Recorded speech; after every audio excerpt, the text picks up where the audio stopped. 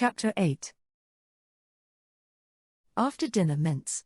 7:10 p.m. Saturday 15th of August, 1970. Hôtel Marquis, Rue Grenata, Paris. I am very tired. It's been a long, hectic day. You're looking a little peaky, my dear, says the Major, as he puts his hand behind my left shoulder to guide me into his hotel's dining room. Let's get some tiffin first and then compare notes.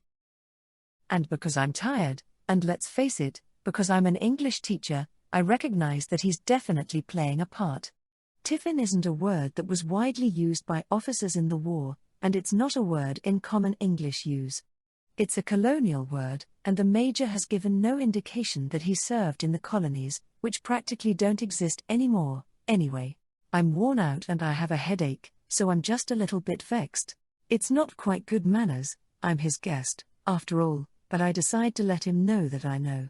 Jolly good, and let's have a stinger before our tiffin. Stinger is another colonial word. It means a drink with a lot of whiskey in it. Or gin, but I think it's said a slightly different way when it's gin. Rumbled, eh? And the Major gives me a rather beautiful smile. Mind you, a large scotch would do you good right now, old girl. Or would you rather have aspirin? Aspirin, please, Ellis. And food sounds like heaven. So we go into the dining room in a good temper with each other and I get my aspirin and the headache slowly retreats. Dinner is stunning.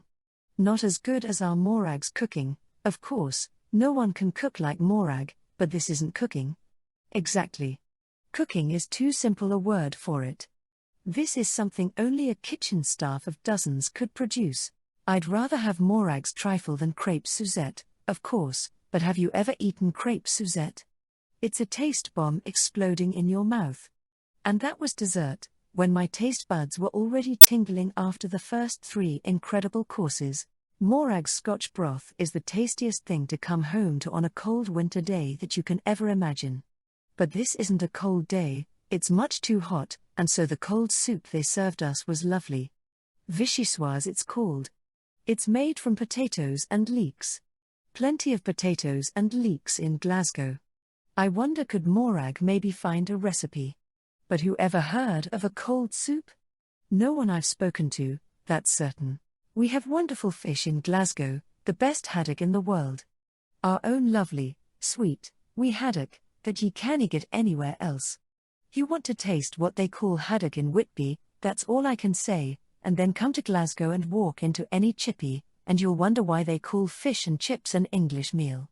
But for our dinner they gave us sea bass in a sauce that was another taste explosion, and tiny pieces of vegetable the size of my thumbnail, all different, and all of it very good. And tiny lamb cutlets broiled to perfection and pommes frites, which are kind of like we thin chips, only not really. They make frites at our hotel too, but not nearly so good as these. It was a marvelous dinner, and as far as I'm concerned the Major can be the king of Persia in disguise and I wouldn't say a word, no. When I'm getting fed like that. After dinner we go through to that beautiful sitting room for some more fabulous tea. I haven't said a word yet about any of the things I want to know about the Major, because that's not what matters. Liana is banged up in a French pokey and I need to give everything I've got to the task of getting her out. The Major's antics are not of overpowering interest to me when weighed in that scale. He's helping the freedom fight, that's all that counts now. Plenty of time later to corner him and get the truth out of him. So instead of demanding answers from him, I show the Major all the notes I made during this very long day. Mari's note 1, check the time tax Charlie left our hotel. I tell the Major the saga of Senger's specs. The times in the dossier are definitely wrong. He frowns. Then Stout couldn't have been at the Eiffel Tower at 9 o'clock.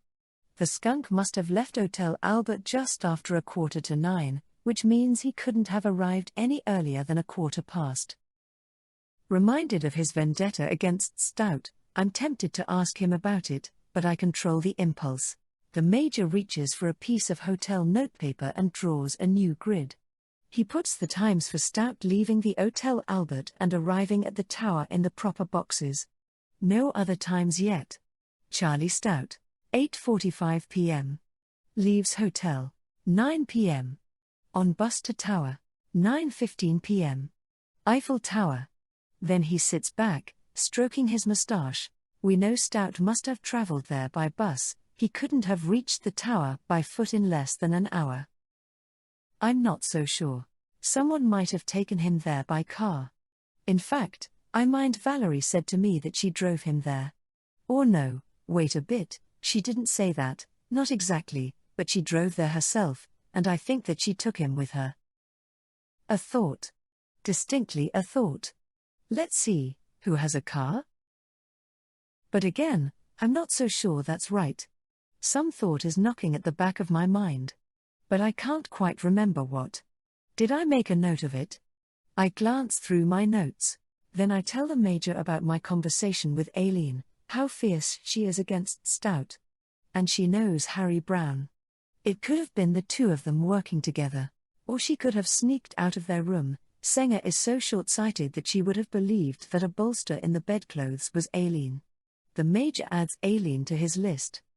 He coughs. Let's see. Assume everyone is lying. Who else could the killer be? It couldn't be Mrs. Stout. She was with me during the whole of the murder timeframe and she doesn't know anyone in Paris. She might be lying about not knowing anyone. But I notice that the Major doesn't add her to his suspects list. There are those two young men.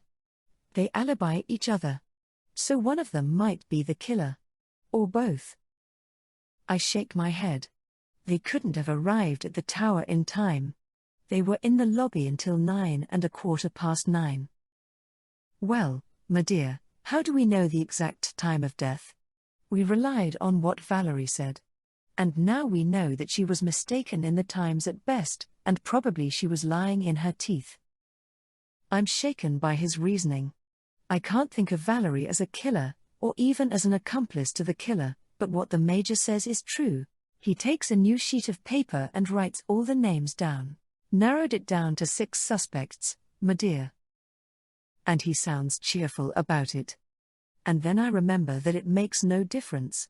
I can prove that several witnesses have lied to Inspector Claremont, and that means the gendarmes will have to let Leanna go. What do I care who killed Charlie Stout? I just want Leanna back where she belongs. However, I know lots of things that will help Ellis in his ongoing search for the murderer, although I don't know why he should care who did it either. So I tell him what I've noticed. Well, we have a starting point. Harry Brown seems to be at the center of things. He was at the tower with Valerie at the right time to murder Stout. And now I come to think about it, Valerie told me she doesn't know him. But she must know him if she was with him when she went to the ticket office. He lied about his whereabouts, and he got his wife to lie for him too.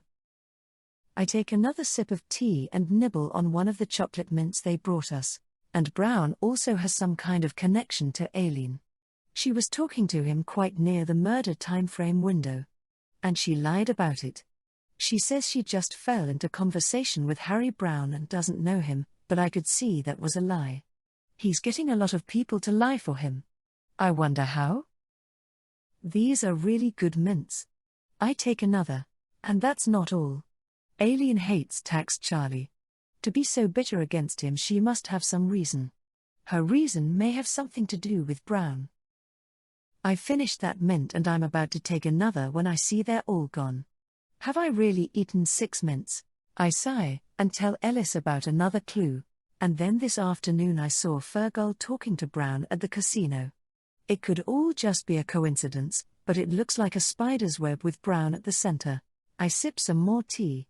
We have an easy way to clear Fergal too, if he's not the killer. He says that he was in the casino during the murdered timeframe window. He spends a lot of time in that casino. Lots of people know him. If he was there, it should be easy enough to find a lot of people who saw him and provide an overlapping time layer to establish that he was there. The Major nods. Yes, my dear, good point. And if he wasn't there, a complete lack of people who saw him would be a strong indicator. Not definitive, of course. And something very curious happened today. Leanna's passport suddenly turned up at the casino. But she didn't have it with her when she went to the casino. How did it get there? I've been looking across at Ellis as I'm sipping my tea, and I swear I nearly abandoned my policy of not questioning him. Because when I was telling him about Liana's passport, his whole body stiffened. For a second he looked exactly like a pointer dog on the scent, but I keep my focus on the important stuff. Let's get Liana out first, then I'll discover the Major's secrets. Which is very strong-minded of me, because I'm dying of curiosity. I glance down at my notes again. Mari's note 3, check Aileen's dossier notes. Find out her connection to Tax Charlie. Let's look through Aileen's dossier file again and see if anything in there can tell us why she hates Tax Charlie. But there's nothing in Aileen's file which helps us. Not only are the dossier files of no help there, but the questions in my last note also remain unanswered. Mari's note 4, why is Aileen lying about Brown? Did they conspire together to kill Tax Charlie? There is nothing I can see to do that will help us find out the answers, and the neat little grid of times and places which we had only yesterday is all torn up. The new grid is all over the place. It's getting late now, and the Major insists on walking me back to the Hôtel Albert. When I see how crowded and noisy the streets of Paris are at this time on a Saturday night, I'm glad he did insist. Sometimes it's nice for a girl to know a man wants to protect her. I feel grateful to the Major. Perhaps there's something to be said for the outmoded gallantry of the 1900s after all. We part at the entrance to my pension. By the way, dear girl, I hope I didn't come across as too much of an old fuddy-duddy today.